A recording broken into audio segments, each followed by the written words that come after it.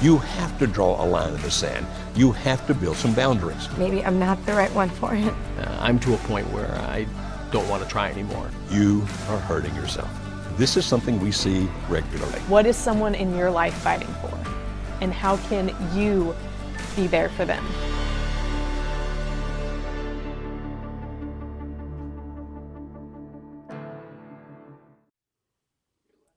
Happy Monday, everyone. Welcome to the Marriage Helper Studios that we are in right here in a little bit south of Nashville, Tennessee. We are having an awesome week. I typically update people on weather. That is how I've opened. Just in case it's important for you to know, the weather in Middle Tennessee today, it's sunny, but there's pollen everywhere. Everywhere. And it is infected, all of us in the office. So we are all on some kind of medication. But we are excited for today's show. It's going to be a good one. We have a lot of questions that people have emailed in, which we're excited to get to, but we're also excited for you to submit your questions in the chat box that we have live here on YouTube. So go ahead, chat those questions in. If you don't want to chat them in during our session, then you can always email your questions to live@marriagehelper.com, and we won't be able to get to those today, but they might go into the queue of something that we might answer on a future show. So we look forward to you sending in your questions, chatting them, emailing them to us at live@marriagehelper.com. We just look forward to connecting with you and communicating with you however we can. Joe, how are you doing today? Other than the allergies, I'm doing great. Other than the allergies, absolutely. Well, we have some questions that, this isn't one specific question that someone has sent in, but this is a theme that we're beginning to see a lot of people asking. A lot of people, even in the way that they are searching for answers on the internet, this question keeps coming up a lot. And it has to do with women who are not happy with their marriage, but specifically women who are looking for how they can love their husband again because they have lost respect for their husband. They no longer feel attraction, love, whatever that might look like for their husband. So when there's a woman, specifically a wife, who's in that state, maybe it's that her husband's not helping out around the house, she feels like everything's on her, she's lost respect for him, or maybe it's because her husband isn't stepping up in other ways, either with his job, or there's something that he is doing or hasn't done that has led to her to lose respect for her husband. What is something she can do to get that feeling of respect back for him? Well, when we talk about respect, it's a major deal. Gottman pointed out, and when he was doing a literature review in the book The Marriage Clinic many years ago, that the three most common reasons that lead a person to want out of a marriage would be either, I don't feel like you love me, or I don't feel like you like me, or I don't feel that you respect me. So respect's a big deal. I mean, it's extremely important. Now, typically, though, we have to ask the question, what is it that has happened that has lessened, or maybe even done away with, the respect that you feel for your husband? Now, could it be that he is not meeting some kind of expectation that you have? Like, for example, you expect him to help around the house. That's one of the things that Kimberly mentioned. And since he's not helping around the house and you feel that you're doing far more than your share, it's because he's not meeting that expectation that makes you feel, or leads you to feel, I should say, leads you to feel that you're not being respected. Or is it because of the fact that you've read some articles somewhere that really good husbands do this, that, or the other, and he's not doing that, and therefore you feel you don't respect him anymore? Or could it even be that your friends are telling you, this is what your husband should do, and this is what he should be about, and all those kinds of things, and that would be the reason that you don't feel respect for him? You might be saying, well, what difference does it make, Dr. Beam? Well, here's the difference. You really need to make sure that the expectation that you have is reasonable. And if your buddies, your pals, your friends are telling you what the expectations should be of your husband, they may not be reasonable at all. Now, because she thinks it should occur, it means that you think it should occur. Or even if you read an article that really good husbands do this, this, this, and this, and therefore my husband's not doing those things, and so I'm losing respect for him. So the first thing I would suggest is this: before you decide that you don't respect him, think about it in terms like this. He's not doing something that I'm expecting him to do. And that's why I feel this disrespect for him. He's not living up to my expectations. That's really what it's about. So first, evaluate your expectations. Are they fair? Are they reasonable? And where do they come from? Are they actually originating someplace else and being placed on you?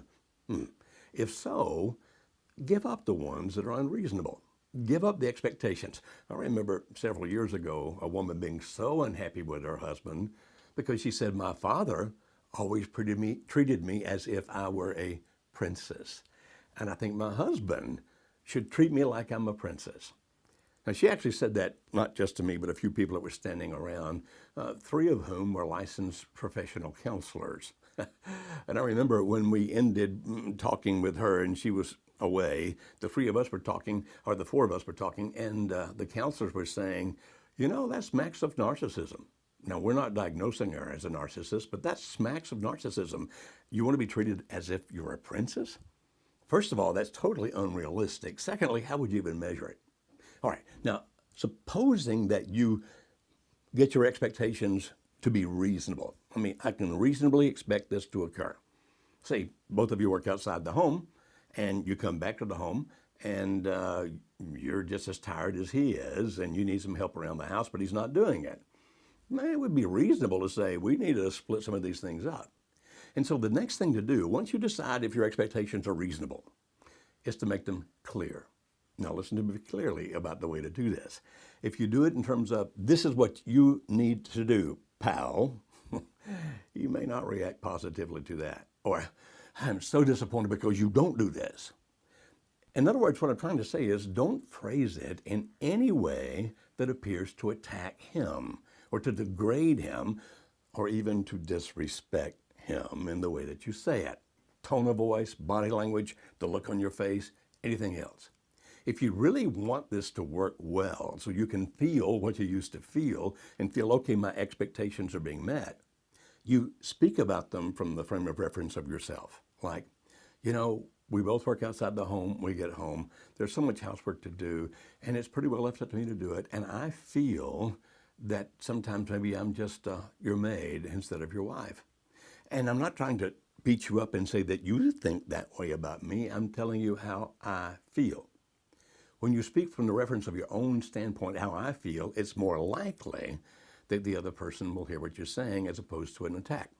So maybe say it even nicer than the way I just phrased it. Just say, I feel unappreciated.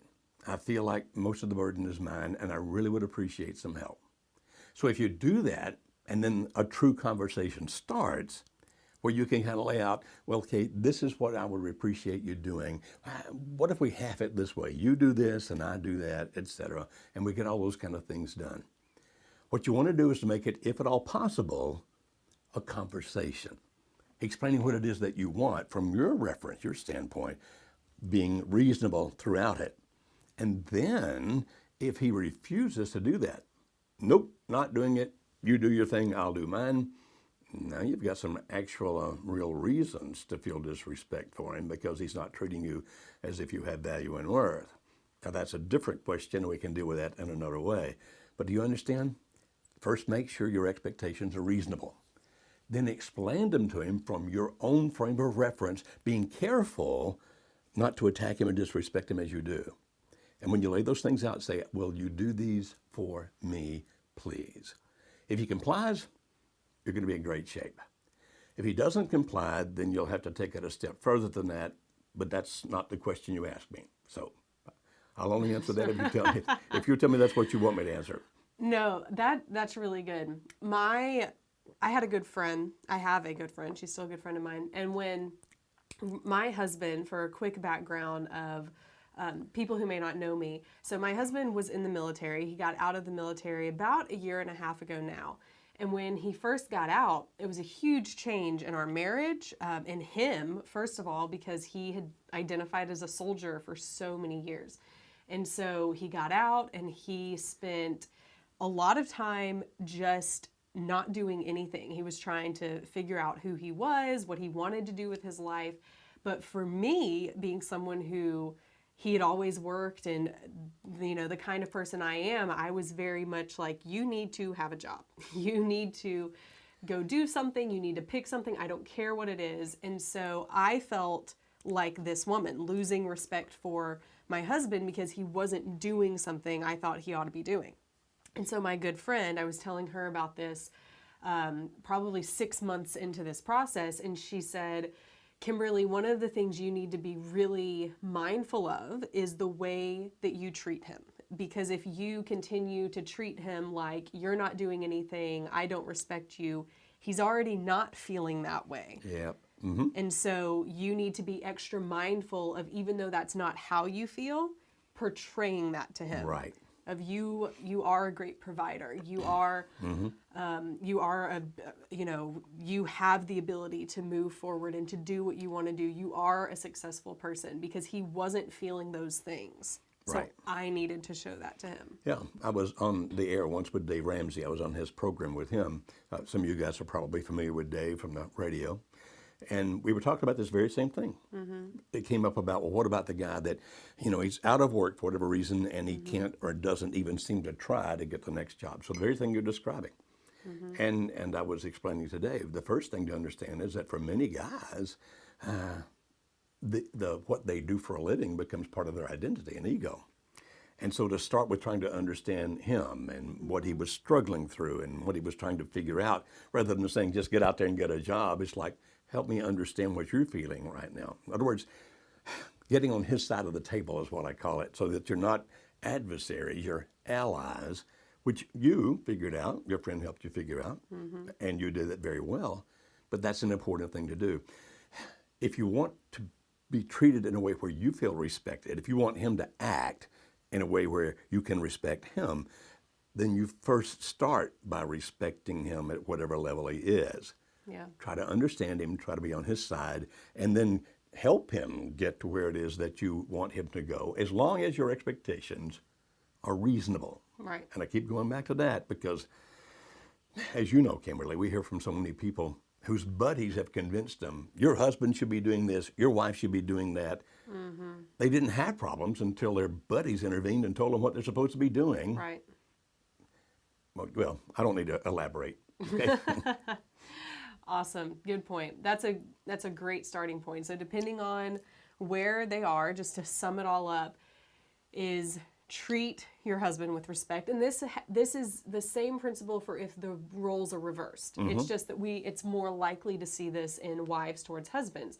But even if it's a husband towards a wife, make sure you're starting with treating them with respect where they are right now, making sure your expectations are reasonable, and having the conversation with them from there and approaching it in a very level-headed manner when you have it, because if they feel like they're being attacked or they feel the need to defend themselves, then it's not going to turn out the way you want.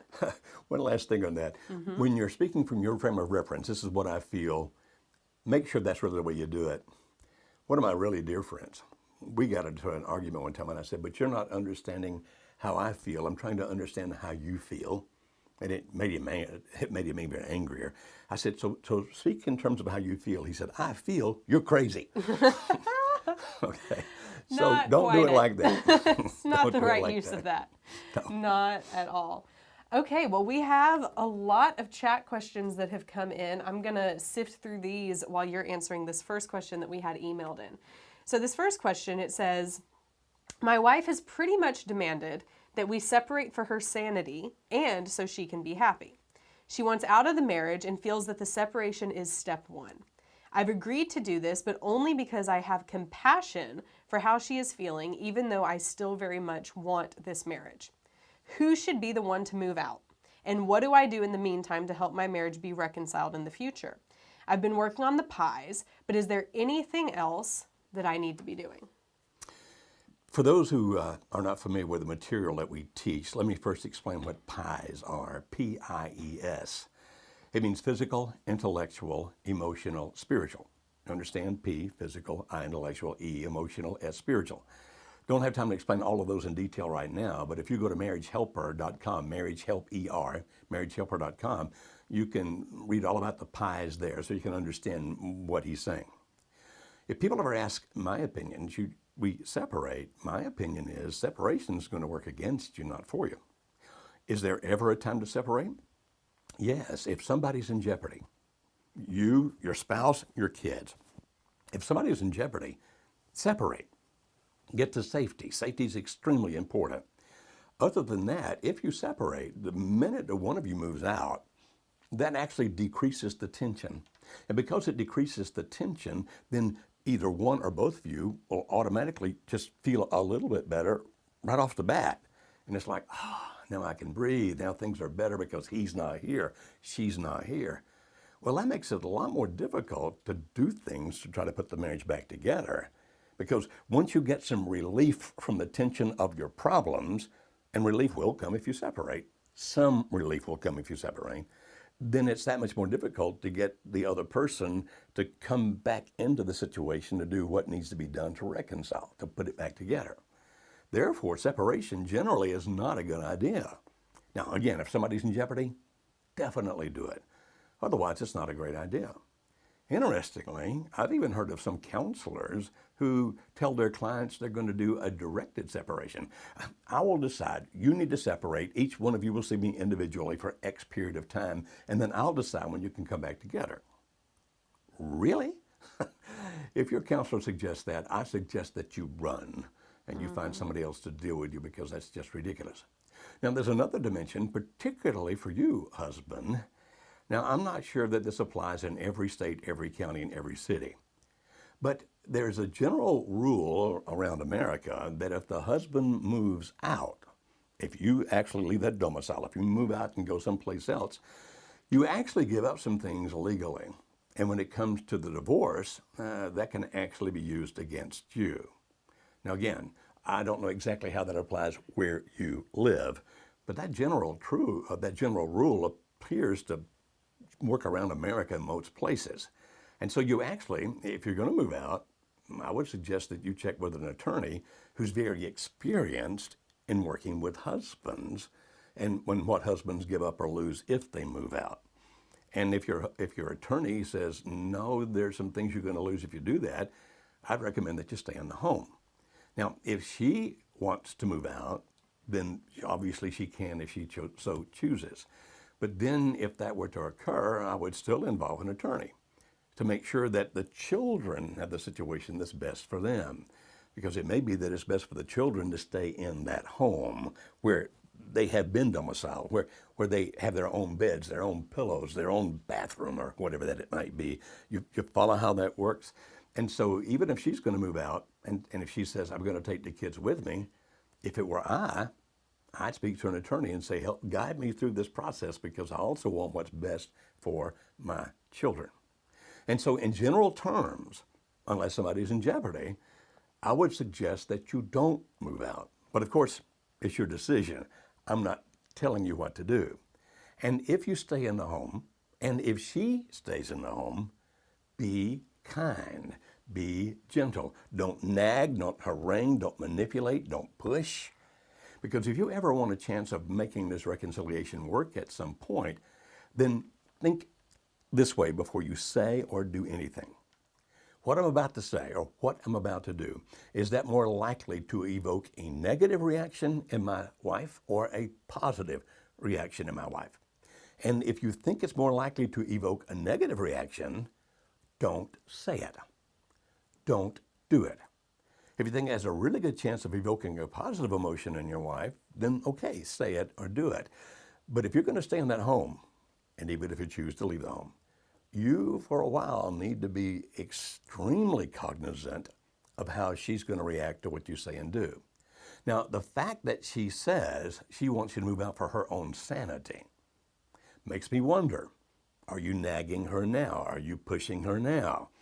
If so, stop that, and maybe her, quote, sanity, end quote, will come back. If, on the other hand, it's because of the fact that she needs you out of the picture so she can do whatever it is that she wants to do, then there's not a lot you can do about helping her sanity, because it's really not anything to do with you other than the fact that you're in the way, that you're the obstacle. But do some great self-analysis here. Be honest with yourself. If you're doing things that are driving her nuts, stop it. It's not gaining you anything. So in everything I'm going to repeat this. It's redundant, but it's that important. Before you do or say anything, ask yourself the question, is she more likely to react with a positive emotion or a negative emotion when I say or do this? Now, did I answer all that question, or was there more to it? I believe you answered most of it. And there's another question that came in that's going to piggyback off this. So I want you to give this other aspect to it. Someone else had written saying that their husband is done, basically. They recognize, the woman who's asking this question recognizes that she's been critical, controlling. Her husband moved to another county once out of the marriage. She follows it up by saying, he's very cold and withdrawn, but he's still willing to meet with me, basically to talk about dividing up our stuff. Mm-hmm. Should I send someone else in, like a pastor or someone else, to intervene to try and get him to want to come back to the marriage? She says her husband recognizes that she's made changes, but isn't willing to come back and make the marriage work. Okay. So, as you understand the question, is she asking about the wisdom of doing an intervention? No, that's another question we have.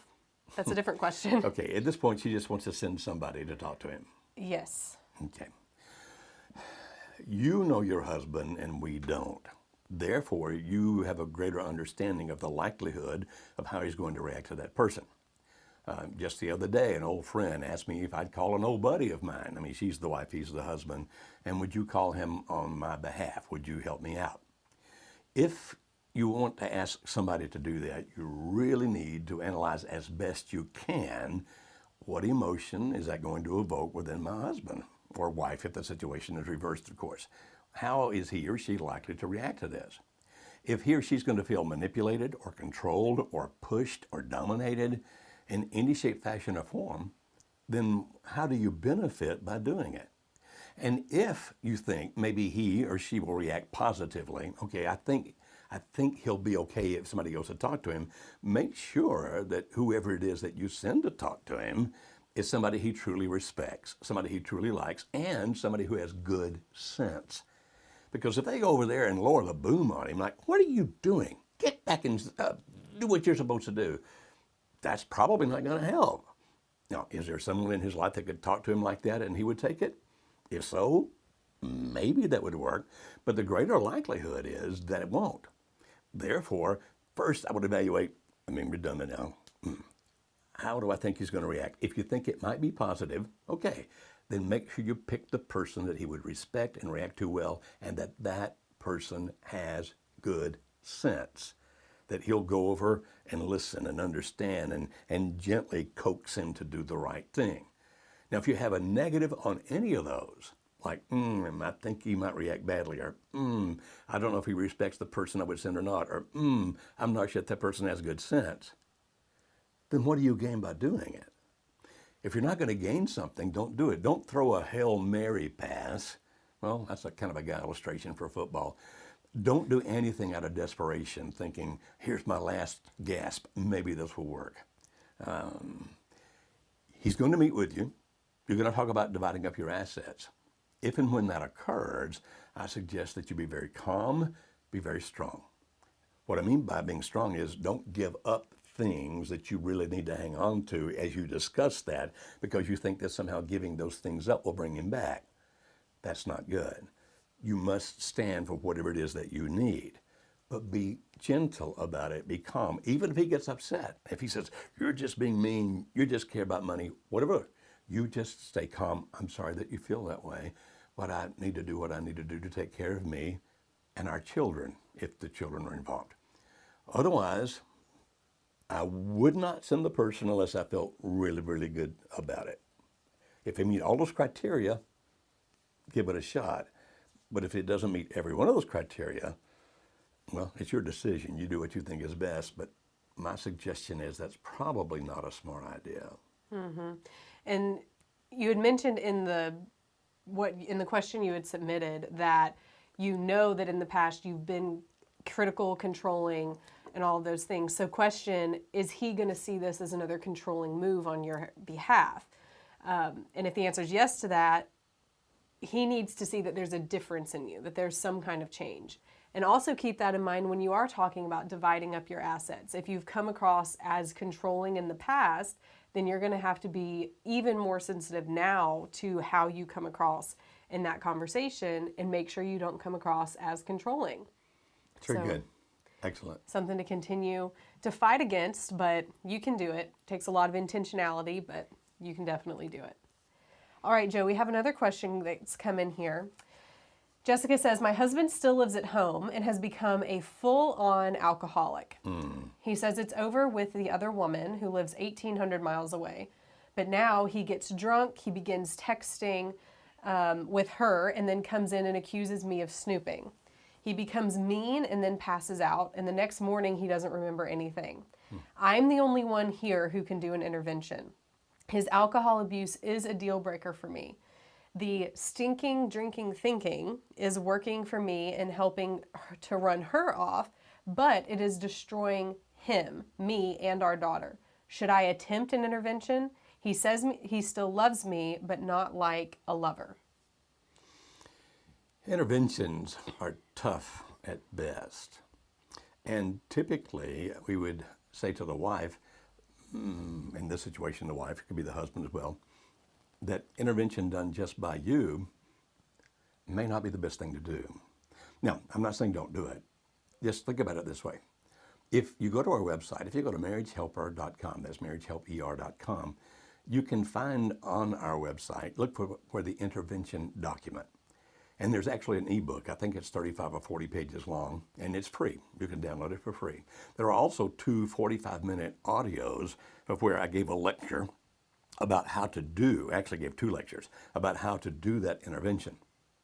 I would strongly suggest that you read that document word for word all the way through, and that you listen to both those audios if you're contemplating doing an intervention. Now, when you say that you're the only one there who can do the intervention, of course, the question pops into my brain, are there other people that you could bring in to help with the intervention? You see, interventions typically work because of the fact that the people doing the intervention can bring about negative consequences. In other words, if you don't straighten up, this is something that's going to happen. And if already you guys are having marriage problems to the point where it's like he might say, okay, what negative intervention do you have that'll make a difference to me? Like, for example, if you say, you either sober up or I'm leaving, he may think, great, fine, go. I'm going to go find that other woman again. So I'm not sure. And if he's committed back and if your leaving is a big deal, then yeah, that can be a consequence you can use, that if you don't stop what you're doing now, then I'm going to do that. But if that's something that you think, no, in our situation, I can't use that as the negative consequence, then what negative consequence would you use? And so sometimes, particularly when it comes to alcohol, interventions can be done by friends if he respects them at all, and if they have any influence over him, and if they can bring about any negative consequence. It can be done by children if they're old enough and can bring about negative consequence, like, Dad, if you don't stop drinking, I'm not going to spend any more time with you, whatever it might be. Now, I'm not going to try to replicate here what I've done in a 40-page ebook on our website or on those 2 45-minute audios, which are very plain and clear to understand. But if you can't bring about such a negative consequence by yourself, then you're doing an intervention may not have much value. Now, if you do an intervention, even if somebody flies in to help you, your husband's brother, your husband's father, your husband's mother, I mean, sometimes people can come from other places to help you do the intervention since you say you're the only one there. If you do that, remember, not only do you have to have a negative consequence, this is what's going to happen if you don't do blank, but you have to know what blank is. And so blank could be something like, you've got to go to an Alcoholics Anonymous meeting every day for the next 30 days. Because if you don't have something that they do, or you go to this particular clinic and you dry out, I mean, you've got to have something. This is what you must do. And if you don't do that, here's the negative consequence that's going to occur. Now, understand that interventions with alcoholics, on average, is the 5th intervention before you actually begin to have some success. Wow. Yeah, it's pretty bad. But alcohol is such a powerful thing. Think about it this way. If you were to ask somebody in AA who's been going for a period of time, why do you drink, or why did you drink? They're going to give an answer like this. They're going to say, because I like the way it makes me feel. Now, you might think, oh, that means being high, and that is part of it. But much deeper than that, what they're saying is, when I'm drinking, I don't hurt. He apparently, based on what you're saying, is in a grief process about that other woman. I know you don't want to hear that. But one thing we'll always do is tell you the truth. I mean, we don't sugarcoat it, we just tell you the truth. And the fact that he's grieving for that other woman, I know that would hurt you, but understand it's a natural human process. Anytime you give up or lose something that was important to you, whether it should have been important to you or not, when you give it up or lose it, you typically go through a grief process. In the grief process, there's some pain. There's also anger. In other words, it's all your fault, that kind of stuff. Now, all that's part of the grief, if you will. And in that process of doing that, that's why he's acting out like he is and drinking like he is. And so it's his way of dealing with the pain. Therefore, if you can't get an intervention done any other way, here's one other suggestion for you. Go look at the website sparkoflife.org. Isn't that right? Spark of Life? I believe that's correct. Yeah. Spark of Life, S-P-A-R-K, Spark of Life, L-I-F-E.org. They do weekends to help people get over things they've lost. So there'll be people there whose loved ones have died. There'll be people there whose businesses were taken away from them. Even people there in the situation that your husband is in. Spark of Life does a great job with what they do. Their weekend workshops are absolutely amazing. And because they're a much, much smaller nonprofit, they can do something that most nonprofits can't do, which is they actually offer you that seminar for free. Most nonprofits just can't do that because they'd go bankrupt. Spark of Life, in the way that they're set up with their amazing donors, and they help X number of couples per year, can do that. And you may go look at that and just go to him and say this. If you can't do the intervention in the normal way, say, look, honey, I know that you're grieving. I know that you're hurting. But here's a workshop we can both go to that I think will benefit us. But in the meantime, make sure you go to their website and look at it. You may even want to give them a call. And if you call, ask for David or Debbie. David or Debbie, one of those two people if you call, and try to talk to them. But unless you do something, it's much more likely to get worse before it gets better. People who are drinking alcohol excessively tend not just to wake up one morning and go, that's done, I'm over that. Almost always something has to happen to intervene to make that stop. AA is a great organization.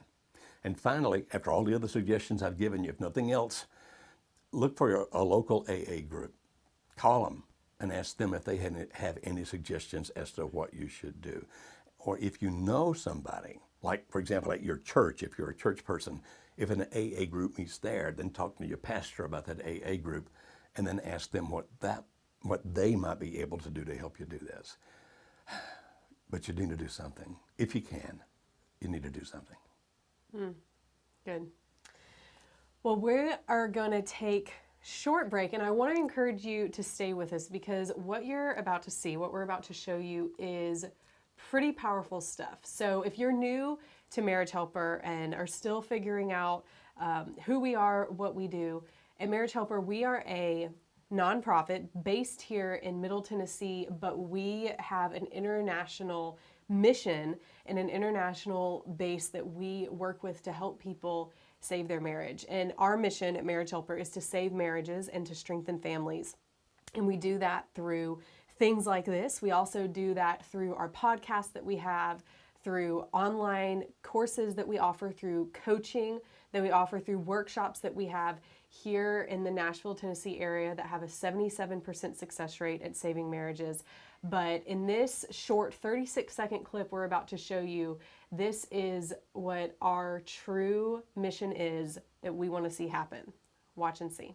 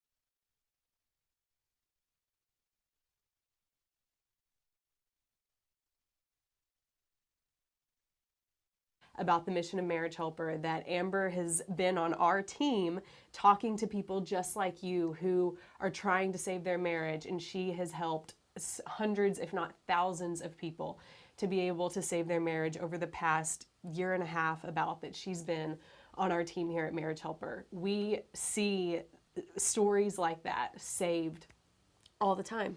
Yeah, and if you ever come to one of our workshops, don't think we'll come on the air and say your names. We have their permission to tell their story. We do have their permission. And so a big day that we have coming up this week, this Wednesday, May 2nd, in Middle Tennessee, is a huge day for nonprofits in the area where we're competing against each other to see who can raise the most money. We are shooting to raise $10,000 on Wednesday for our Family Scholarship Fund to help couples who can't afford marriage help any other way, to help them through coaching or through getting to one of our workshops, whatever it might be. And so we encourage you, if you are passionate about our mission and you want to give to that scholarship fund completely tax deductible, then we would love to have your donation on May 2nd. You can go to thebigpayback.org/marriagehelper. And if you want to watch this YouTube video again, once it's posted, you can go back through and look at the end of that video, but it's thebigpayback.org/marriagehelper. You can donate tax deductible. We would love your donation. In the meantime, here's another testimony of someone who has recently come to our workshop and given us the permission to share their story. This is from Jordan and Priscilla. And they said, if any marriage could have been considered hopeless, ours was. I had completely given up in so many ways, and the ways I tried to hang on, Jordan wouldn't allow because he was so hurt. I was engulfed in an affair with another man, and no matter how hard I tried to do the right thing, my desires were too strong. Well, the first time we attended the Marriage Helper workshop, it helped my eyes to be opened to what had been going on in my marriage for the first 13 years and what was currently happening in the relationship with my affair partner. Just knowing I wasn't alone and that others had made it through was huge. However, after the second time attending the workshop, the thing that has most impacted me is how different I was becoming after we began reconciliation, because I had learned how to listen and understand better, communicate better, and just know that even though things weren't perfect, we were handling things better and better on this life journey. We are also learning how to parent better as a result of all that we learned at the workshop. It has definitely changed our lives, and we look forward to learning more through the material offered by Marriage Helper and staying connected to those who are also a part of Marriage Helper. This picture represents what Marriage Helper has done for us. And this is their family together after the second time, or right before the second time of them coming through the workshop, of their family coming back together and recommitting themselves to each other, and absolutely love that couple. So Jordan and Priscilla, thank you for submitting your testimony. Yes, thank you. We're going to be sending you some Marriage Helper shirts. Y'all are going to get the I Love My Family shirts, which are awesome, with the Marriage Helper logo on the back, since you have so many children and one on the way. So we love your family, and we love that y'all are reconnecting, that you're using your testimony for good. Someone just chatted in, going back to Amber's testimony, and she said, I remember when Amber called me and spoke to me, she shared her own restoration testimony, and it's absolutely awesome. So we are real people. If there's anything we can do for you, if you want to connect to our team, you can always call us, chat with us, do whatever you can. You can call us at 866-903-0990, and we look forward to your testimony being one that we share in the future. It's absolutely going to be awesome. That number? 866-903-0990. Real people will answer. 0990? Yeah. Never can remember that number. I really can't. That's what it is. I'm not kidding. I just can't ever remember that number. It is what we have had for years. I know, but I still can't remember it. It's okay. All right, let's go back to some of the questions that we have come in. All right, so I'm going to go back to some of these emailed ones. We have a lot of chat ones that have come in, but I need to be able to sift through those on my own for a minute. Here's the next question. My husband and I have been married for 6 months. Wow. Like most couples, We've had occasional fights, but now my husband is having doubts about our marriage and isn't sure he loves me anymore. I suspect he has depression, but he won't own up to that. How can I be supportive but also get our marriage back on track? It seems to be far too early to already be having issues like this. Well, I would agree that it does seem to be far too early, but you need to understand that it's not unheard of. As a matter of fact, several years ago I read, and I need to go see if this is still applicable, but several years ago I read that about half of divorces take place before the third anniversary. If that's the case, then problems do show up relatively quickly. You know, if a person has a certain set of expectations about what marriage is going to be, and then 6 months into the marriage begins to realize all those expectations will not be fulfilled, then he could go into a state of depression. Or it may be that he has actually cycled through depressions most of his life.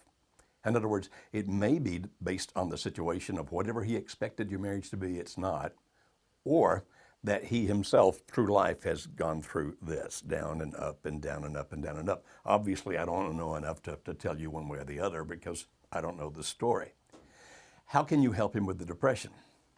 If you can get him to do so, and I realize what I'm about to say, you may not be able to pull off. But if you go online, look for PHQ-9. It stands for the Public Health Questionnaire, PHQ.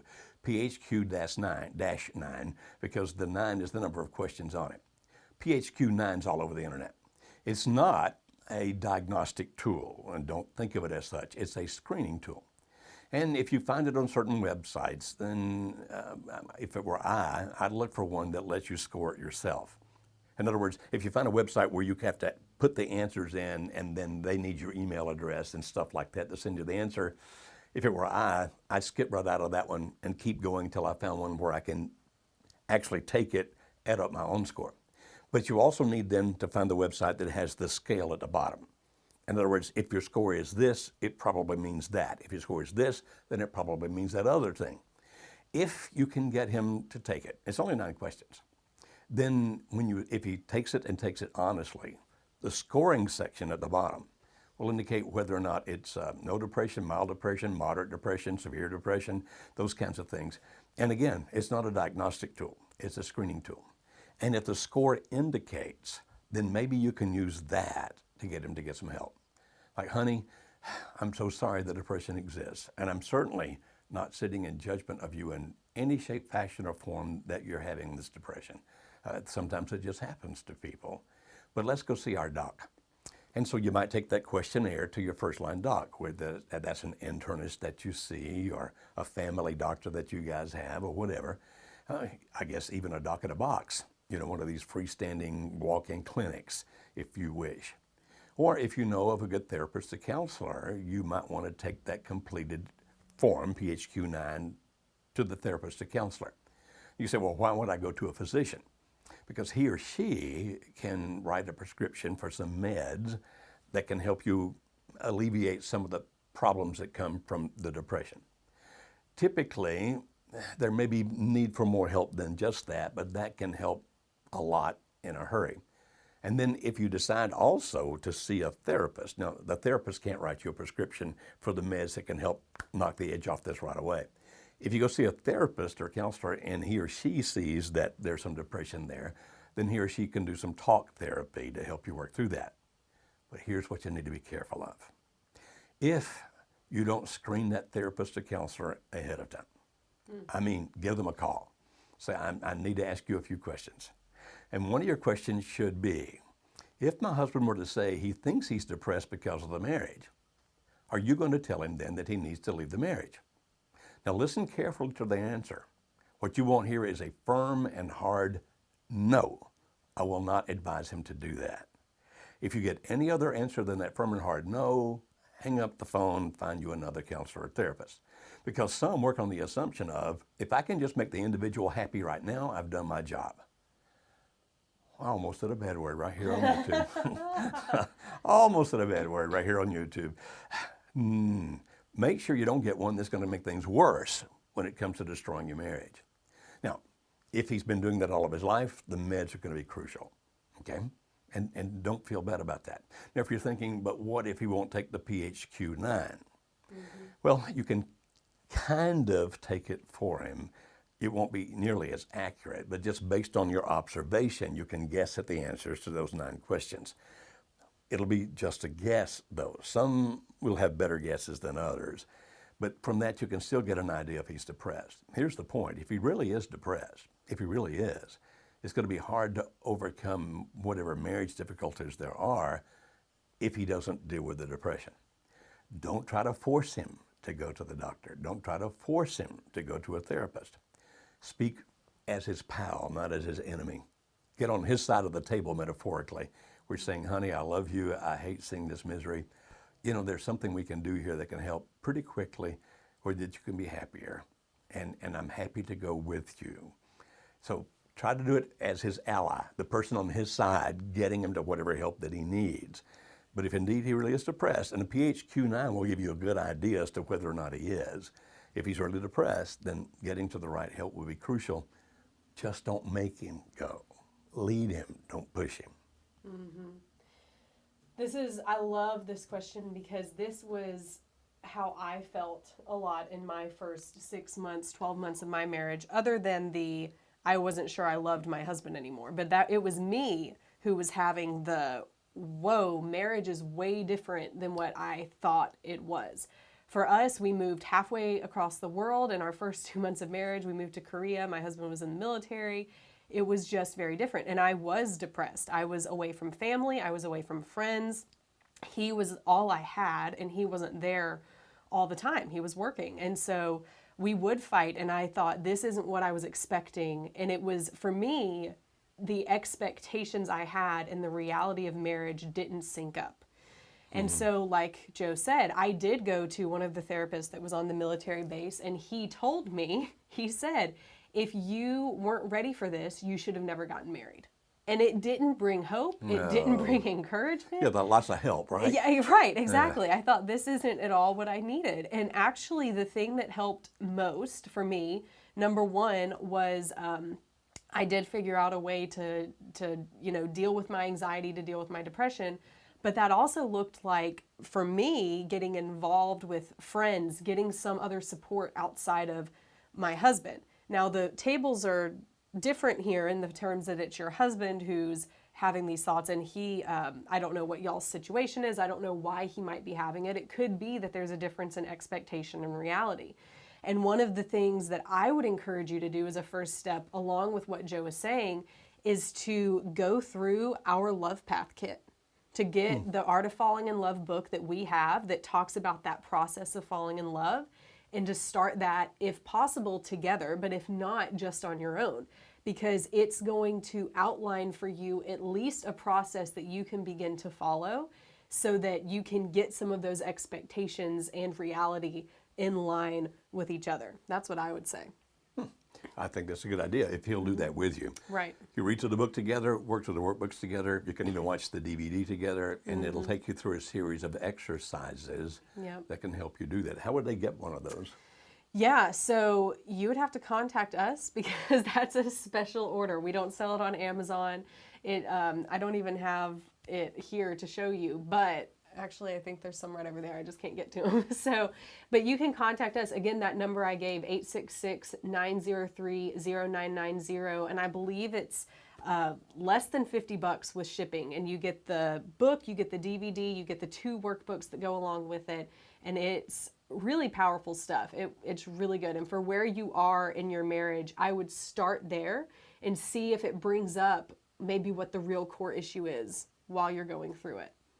Right, but you might still need to get, if he's depressed, If he is depressed. Get to a physician and get some meds, if he's willing to do so. Absolutely. We have some other questions that have come in here. Kevin says, this is super short. Kevin says, so saying in terms of when you're thinking about whether or not to save your marriage or not, so the saying of let them go, and if they return, it's meant to be, isn't a good course of action? Is that safe to say? You know, people, their mottos for everything. And people say them as if they were just gospel truth. Right. Like, if you just do this, this is the answer. So if you love something, let it go. If it comes back to you, it'll be yours forever. If not, it was not meant to be, or stuff like that. I mean, no, that's not good. I mean, certainly don't try to manipulate, don't try to control, don't try to anchor somebody that doesn't want to be there. Don't tie them down or chain them in the basement. No, all that's wrong. But if you just step back and do nothing and they leave and go away, don't you think maybe you should have tried to do the right kinds of things rather than doing nothing? Now, don't do the wrong things. I mean, if you want to go through our website, Marriage Helper, marriagehelper.com, you'll see all kinds of things there, all kinds of articles and ebooks and podcasts. And if you go to, what is it, Kimberly, iTunes? If you go to iTunes and subscribe free to Marriage Radio, you can find tons of podcasts there that we have done. In other words, a lot of help, a lot of help. But I'm suggesting that if you just sit back and do nothing, then why? If you really love the person, don't do the wrong things, but at least give it a shot to do the right things if you love this person and want to make it work.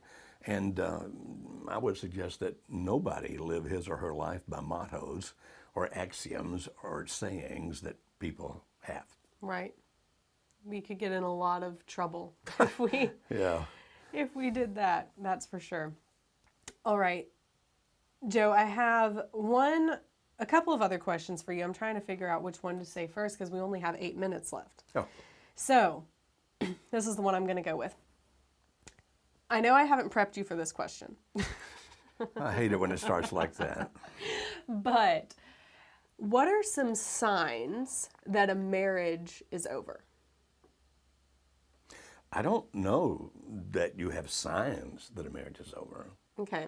Now, there's some absolutes. Now, this is going to sound silly, but just stay with me. Obviously, if your spouse dies, the marriage is over. And no, don't react. If your spouse has divorced you, the marriage is not necessarily over. I divorced my wife back in, well, more than 30 years ago, and we were divorced for 3 years, and then we remarried each other. Neither one of us was married to anybody in the interim. And so the fact that you're divorced does not necessarily mean your marriage is over. But if either of us had married somebody else in the meantime, then it definitely would have been over. Alice, as a matter of fact, had already moved on and started dating other people because, we were divorced 3 years, and she had every right to do that.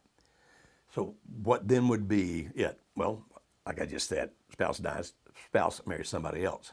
You say, but what about, isn't there ever a time when even if my spouse hasn't married somebody else, I know that it's time just to stop, that it's no longer reasonable to stand for this marriage anymore? And I would say, yeah. We talk about this in these terms. People don't leave what they have unless they believe what they're going to is better. So if your spouse is leaving you for another person, he or she in his or her mind sees that other person as being better. I'm not saying the other person is better. I'm saying that's their perception. I know that hurts, but you also know that that's true. Otherwise, they wouldn't be doing it. Or if they see being without you as being better than being with you. Like, for example, if you're mean, if you're controlling, if you're dominating, then they might even see being alone as being better than being with you. Do you follow? You say, well, does either of those things mean that the marriage is necessarily over? No. But look at the flip side of that same principle. Whenever you realize that the marriage being over is better than standing for the marriage, is the time when you need to move on. You say, what do you mean? Okay, now understand this is a judgment call, and you need not to make it like that. As a matter of fact, you may need some good and wise counsel from people who are objective, not people who are prejudiced towards you or prejudiced against your spouse. So, for example, a guy told me not long ago that his wife not only has abandoned him and his children, but she's now going to these sex clubs and she's going regularly. Regularly, where she's having sex with a lot of different people every night that she goes, men and women. And this has been going on for some period of time, and she's saying to him, you could never replicate that.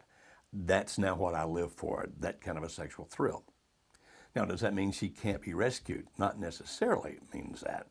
But he finally came to the realization on his own that no, she's now into things that I think for the sake of my children and me, it's better that we move on without her because she's continuing to degrade.